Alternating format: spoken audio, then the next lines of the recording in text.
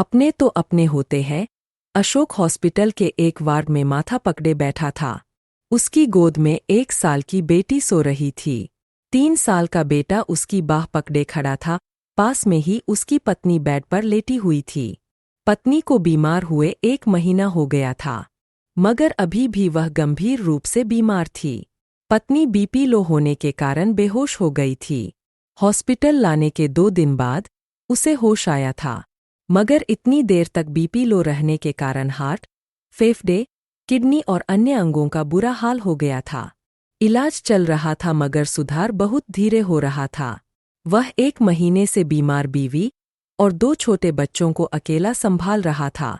वह पिछले 4 दिनों से नहाया भी नहीं था। उसकी हालत इतनी खराब थी कि वह कहीं अकेला बैठकर रोना चाहता था।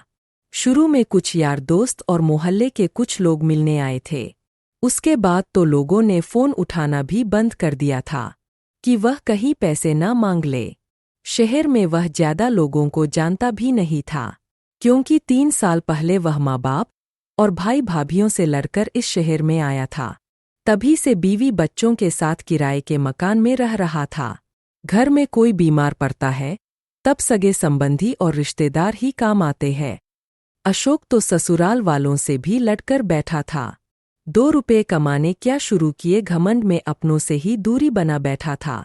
अचानक उसने हिम्मत करके अपनी माँ को फ़ोन मिलाया। पूरी घंटी जाने के बाद भी माँ ने फ़ोन नहीं उठाया। दूसरी बार फिर से कॉल किया तो माँ ने फ़ोन काट दिया। उसे याद आया 3 साल पहले जब माँ से लड़कर आया था, तब उसने कहा था, तुम सब मेरे लिए मर चुके हो, मैं तुम लोगों का मुंह भी नहीं देखूंगा। माँ के फ़ोन काटने पर वह निराश हो गया। उसकी आंखों में आंसू निकल आए। पास ही बेड पर सोई पत्नी टुकुर टुकुर देख रही थी। पति को रोते देखा तो उसकी आंखों से भी आंसू निकल आए। अशोक ने सोचा पापा को फ़ोन, मगर पापा और बड़े भाइयों से बात करने की उसकी हिम्मत नहीं थी। एकमात्र माँ ही वो कड़ी थी जिससे वह बात कर सकता था, मगर माँ ने फ़ोन काट दिया था। उसने एक बार और आखिरी कोशिश करने के लिए माँ को फ़ोन मिला दिया। इस बार माँ ने फ़ोन उठा लिया। माँ बोली, क्या है? हम लोग तो तुम्हारे लिए मर गए हैं। अब हमारे जीवित श्राद्ध करने के लिए फ़ोन कर रहा है क्या? माँ की आवाज़ सुनते ही उसका सब्र जवाब दे गया। वह रूंधे गले और बिगड़ते चेहरे के साथ इतना ही बोल पाया, माँ। फिर फफक फफक कर रोने लगा। वो माँ थी, औलाद का रोना कैसे सहन कर सकती थी। तुरंत माँ का गुस्सा शांत हो गया। सारे मनमुटाव, गिलाशिकवा एक पल में भूल गई। जिस तरह एक हिरनी अपने बच्चे के लिए तड़प उठती है, वैसे ही वह अधीर होकर बोली, क्या हुआ रे? रो क्यों रहा है? जल्दी बता बेटा, मेरा मन घबरा रहा है। माँ के वात्सल्य भरे शब्दों को सुनकर वह जोर जोर से रोने लगा। वार्ड में दूसरे मरीज और उनके परिजन उसकी तरफ देखने लगे। माँ अनर्थ के डर से बार बार पूछ रही थी, क्या हुआ बेटा, जल्दी बोलना। वह रुलाई रोकते हुए रंधे गले से बोला, माँ तेरी बहू 1 महीने से हॉस्पिटल में भर्ती है। उसे और बच्चों को संभालते संभालते थक गया हूँ माँ। माँ बोली, तू अकेला कहाँ है रे? हम है ना, अभी तेरा बाप जिंदा है, माँ जिंदा है। 3 बड़े भाई है, भाभियाँ है। बताने में तुमने इतनी देर क्यों कर दी बेटा? तू अब फिक्र मत करना, 2 घंटे में सबको लेकर आ रही हूँ। तू हिम्मत रखना।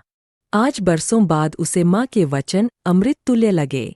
शरीर में जान आ गई। ऐसे लगा जैसे अब सब कुछ ठीक हो जाएगा। वह खड़ा होता हुआ पत्नी से बोला, अब तू बिल्कुल ठीक हो जाएगी, माँ आ रही है। पत्नी रोते हुए सारी बातें सुन रही थी। बोली, परिवार आ रहा है, ये सुनकर मेरी भी हिम्मत बंध गई है जी। कुछ देर बाद ही उसका पूरा परिवार वहां पहुंच गया। बाप ने जब उसके कंधे पर हाथ रखा तो वह पिता के सीने से चिपकते हुए रो पड़ा। रोते रोते बोला, माफ कर दो पापा। पिता ने उसे भुजाओं में कसते हुए कहा, रो मत, मैं हूं ना। भाइयों से गले मिला तो वे बोले, ज्यादा बड़ा हो गया क्या? इतनी बड़ी बात हो गई और तू अब बता रहा है? तीनों भाभियां भी साथ आई थी और घर से खाना बनाकर भी लाई थी। 3 साल बाद उसने अपने घर का खाना खाया। फिर माँ ने उसे नहाने के लिए घर भेज दिया। परिवार के आने से वह हल्का फुल्का महसूस कर रहा था। घर पहुंचते ही नहाकर बेफिक्र होकर सो गया। 1 महीने बाद उसे चैन की नींद आई। उसकी पत्नी जो 1 महीने से बेसुध थी, परिवार के आते ही चैतन्य हो गई। अपनों का साथ दवाई का काम कर गया। वह 7 दिन में ही ठीक हो गई।